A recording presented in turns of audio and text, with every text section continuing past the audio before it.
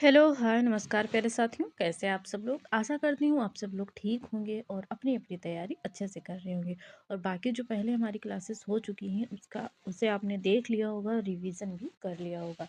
तो जो आज का हमारा टॉपिक है वो है पक्षियों की विशेषताएँ या पक्षी और घोंसले, ठीक है? पक्षी और उनके घोंसले। तो सबसे पहले अगर हम बात करें पक्षी की तो कौन-सा पक्षी है? फाख्ता। फाख्ता जो पक्षी है ये अपना घोंसला कहाँ बनाता है? तो ये पक्षी अपना घोंसला कैक्टस जिसे हम नागफनी बोलते हैं के कांटों के बीच में या मेहंदी की मेड़ में अपना घोंसला बनाता है। अब क्वेश्चन हमारा ये पूछा जाता है यहाँ से कि कौन सा ऐसा पक्षी है जो अपना घोंसला कैक्टस के कांटों के बीच में बनाता है? ठीक है, तो इस प्रकार आपके क्वेश्चन पूछे जाएंगे। तो फाख्ता ऐसा पक्षी है जो अपना घोंसला कैक्टस के कांटों के बीच में या मेहंदी के मेड़ के बीच में अपना घोंसला बनाता है। और ये रही हमारी फाख्ता पक्षी, इस प्रकार दिखती है। ठीक है, अब हम कलचड़ी की बात करें जिसे इंडियन रॉबिन भी बोलते हैं।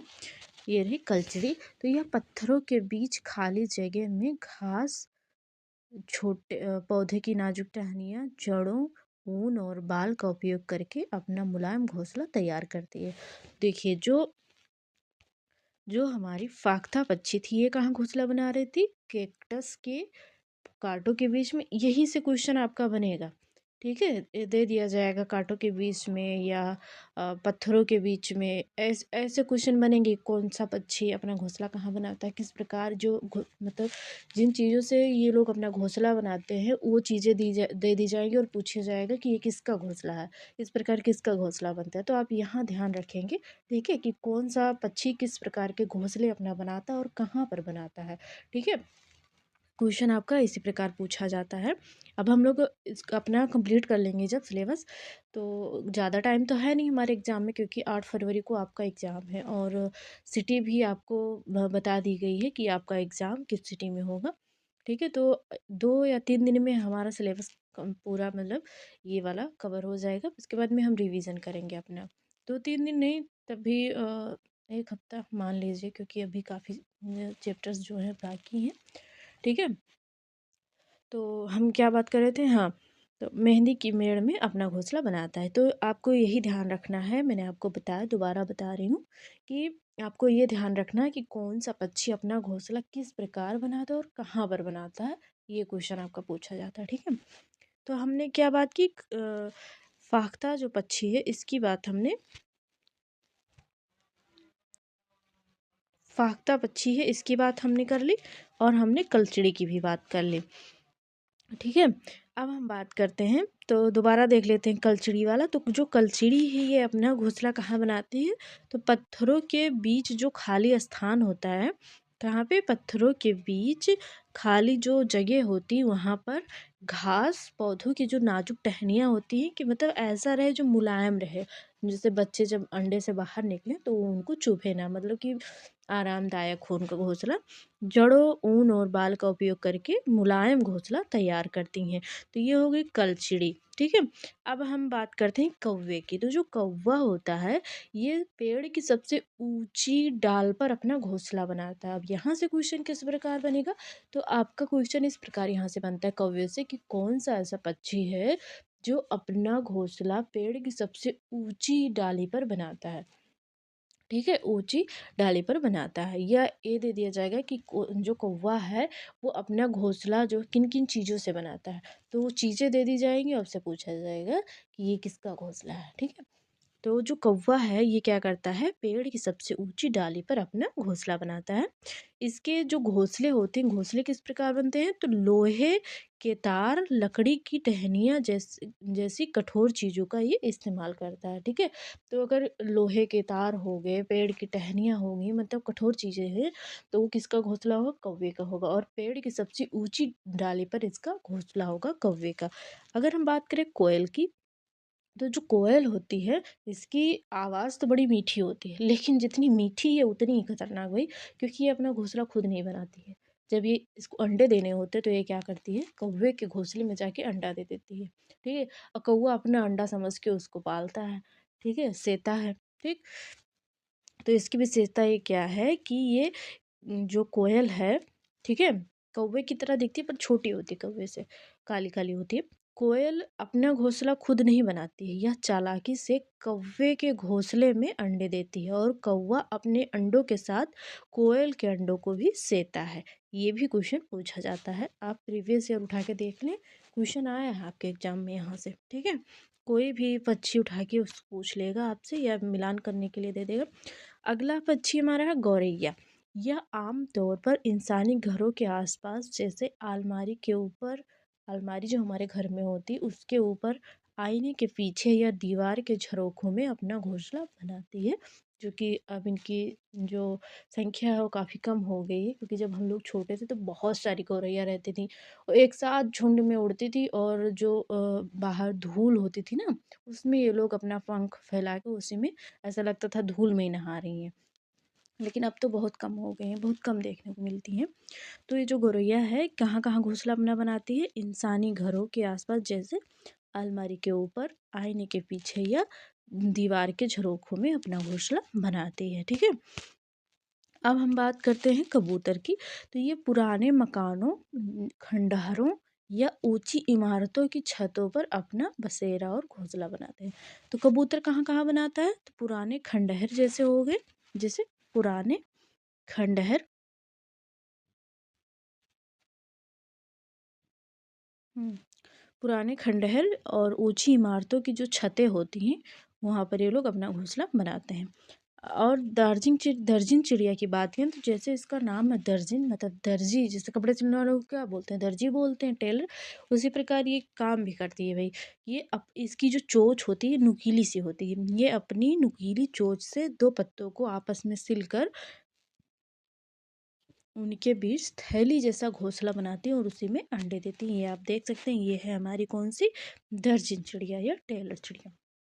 तो ये क्या हो गई हमारी, ये देखिए इसके चोंच कितने पतले से, और ये क्या कर रही है, दो पत्तों को सिलने का कार्य कर रही है। देखिए इसने पत्ते को सिल दिया, ऊपर से इसने इसमें कुछ सामान वामान ला के रख दिया होगा, जैसे मुलायम घास हो गई और रुई हो, कपड़े चिथड़े ये सब इसमें भर के इसी में अंडे देगी। तो ये होगी हमारी कौन सी, दर्जन चिड़िया हो गई।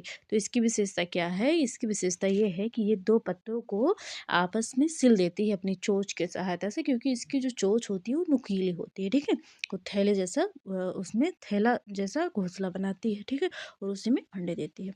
अगर हम बात करें अगले पक्षी की तो वो है शक्करखोरा। क्या है, शक्करखोरा।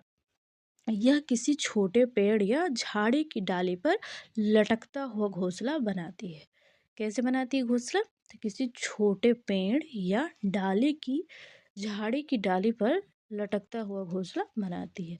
अब बीवर पक्षी, ये तो भैया बहुत इंटरेस्टिंग पक्षी है, इसकी कहानी सुनिए आप लोग। इसकी कहानी ये है कि जैसे वरमाला होता था ना, लड़कियां कई सारे वर खड़े कर दिए गए, लड़की को जो जो जो लड़का पसंद है उसके गले में वर डाल दिया। अब यहाँ पर ये होता है बीवर पक्षी, बीवर जो पक्षी है इसमें ये किया जाता है, बहुत सारे नर जो पक्षी होते हैं घोंसला बनाएंगे। ठीक है, तो जो मादा बीवर होगी वो अपने घोंसले में सबको देखती है, जो सबसे सुंदर घोंसला होगा उसको जो पसंद आएगा उसी में वो क्या करेगी, रहेगी। ठीक है, रहने देगी। तो ये है इनकी ये क्या है, परंपरा है कुछ जो भी। तो ये रहे ये जो घोंसला बना रहे हैं ये कौन बना रहे हैं, नर महाराज बना रहे हैं, मतलब जो नर वीवर है यही बनाएगा। यहाँ से क्वेश्चन पूछा जा सकता है कि कौन से ऐसी पक्षी है, कौन सा ऐसा पक्षी है जो घोंसले नर बनाता है और मादा जो है वो जो सबसे सुंदर घोंसला होता है उसी में जाके अपना अंडा देती है, तो वो बीवर पक्षी होगी, ये होगी इसकी विशेषता। ठीक है, अब हम बात करते हैं बसंत गौरी की। तो जो बसंत गौरी पक्षी है ये अपना घोंसला पेड़ के तने में गहरा छेद करके बनाती है। जैसे कि आपने गर्मियों में सुना होगा टक टक टक टक करके आते नहीं, उसकी चोंच जो होती है नुकीली सी होती है।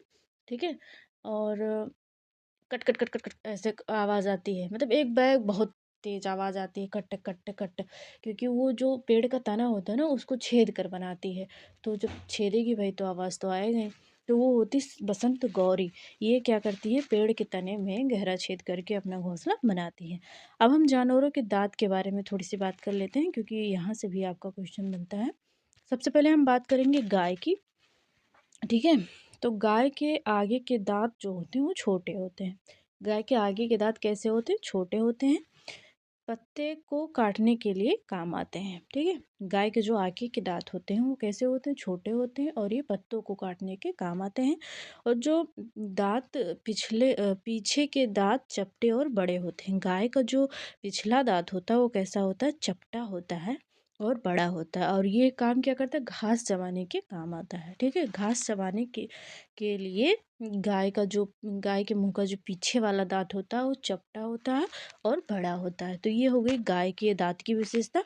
क्या क्या है, आगे के दांत छोटे होते हैं, पीछे वाले जो दांत होते हैं वो कैसे होते हैं, चपटे होते हैं और बड़े होते हैं। आगे वाले दांत की क्या क्या काम करते हैं, तो पत्ते चबाने में सहायता करते हैं। जो पीछे वाले होते हैं वो घास को चबाने में सहायता करते हैं। अब हम बात कर लेते हैं अपनी प्यारी सी बिल्ली की। ये रही बिल्ली। तो बिल्ली के दांत नुकीले होते हैं जो मांस फाड़ने और काटने के काम आते हैं। तो बिल्ली के दांत कैसे होते हैं, नुकीले और नुकीले होते हैं। इनका कार्य क्या होता है, ये किस में मदद करते हैं, तो मांस को फाड़ने और काटने में ये काम आते हैं, ठीक है। अब आगे हम बात कर लेते हैं सांप के दांत के बारे में, क्योंकि और इसके दांत के बारे में हम लोगों ने पहले जो सांप वाला हमारा टॉपिक था जिसमें हमने सांप, शेर, कई सारी चीज़ें एक साथ कवर की थी, उसमें हम ये पढ़ चुके हैं। फिर भी दोबारा देख लेते हैं जब दांत की बात आई है। तो इसमें हम सांप के दांत की अगर बात करें तो इसके दांत जो होते हैं कैसे होते हैं, नुकीले होते हैं। पर वह अपने शिकार को चबाकर नहीं खाता बल्कि पूरा निगल जाता है। और इसके दांत जो होते हैं नुकीले होते हैं, खोखले होते हैं, ठीक है। जब ये किसी को बाइट करते हैं तो इनके जो खोखले दांत हैं, नली लगी होती है इनके विष ग्रंथि से। तो जब ये दबाएंगे, मतलब काटने के लिए जब पुश करते हैं दांत को ना, तो उस विष ग्रंथि से जो नली जुड़ी होती है इनके दांत तक, वहाँ से इसमें जहर आ जाता है तुरंत, और वो इंजेक्ट हो जाता है शरीर में जिसको काटते हैं उसके। ठीक, तो सांप के दांत कैसे होते हैं, सांप के दांत, माफ़ करिए, सांप के दांत कैसे होते हैं, नुकीले होते हैं। पर सांप जो है ये क्या करता है, अपने शिकार को चबाकर नहीं खाता, ये सीधे निगल जाता है, ठीक। अब हम बात कर लेते हैं गिलहरी की। तो गिलहरी के दांत हमेशा बढ़ते रहते हैं, जैसे चूहा हो गया, गिलहरी हो गया, खरगोश हो गया। तो इनके जो दांत होते हैं आगे वाले बड़े होते हैं और हमेशा बढ़ते रहते हैं। अगर ये लोग कुछ उससे काटते ना रहें जिससे वो दांत घिसे ना, तो ऐसा होता है कि ये दांत जो है इनके नीचे वाला जो होठ होता है उससे नीचे चले आते हैं, ठीक है। तो कुछ खा ही नहीं पाते हैं, नहीं खाते हैं तो इनकी मृत्यु हो जाती है। तो इसीलिए लोग हमेशा कुछ ना कुछ काटते रहते हैं। आपने देखा होगा गिलहरी है वो भी कुछ ना कुछ हमेशा काटते रहती है। चूहे हैं उनको देख लीजिए, आपके घर में ही होंगे, कुछ ना कुछ कुतरते रहते हैं। इसलिए कुतरते हैं क्योंकि इनके दांत लगातार बढ़ते रहते हैं, ठीक है। ऐसे हम लोगों के नाखून बढ़ते रहते हैं, ऐसे इनके दांत भी बढ़ते रहते हैं। तो अगर ये लोग नहीं उसको क्या करेंगे, नहीं कुछ उससे काटेंगे, अगर वो घिसेगा नहीं, तो क्या होगा कि इनका जो मुंह है वो बंद हो जाएगा दांत की वजह से, तो कुछ खा ही नहीं पाएंगे, ठीक है। तो गिलहरी के दांत हमेशा बढ़ते रहते हैं। दांतों से काटने और कुतरने के कारण इनके दांत घिसते रहते हैं। तो ये हो गई दांत की विशेषता। तो आज की जो हमारी ये क्लास थी इतनी ही थी। आशा करती हूँ सारी चीज़ें आपको समझ में आई होगी और यहाँ से आपको 2 नंबर का क्वेश्चन मिल जाएगा, क्योंकि एक दांत से आपका पूछा जाएगा, इन पक्षियों में से कोई एक पक्षी आपकी पूछ ली जाएगी। तो आप लोग इसे अच्छे से पढ़ लें और रिवीजन भी कर लीजिएगा। अगर वीडियो अच्छी लगी हो तो लाइक कर दीजिएगा। चैनल पर पहली बार आए तो चैनल को सब्सक्राइब भी कर लीजिएगा। अगर आपका कोई भाई दोस्त हो जो पढ़ने वाला हो, तैयारी कर रहा हो, तो उसके पास आप शेयर ज़रूर कर दें। तो चलिए मिलते हैं अगली वीडियो में एक नए टॉपिक के साथ। आज के लिए इतना ही। आप सभी का बहुत बहुत धन्यवाद।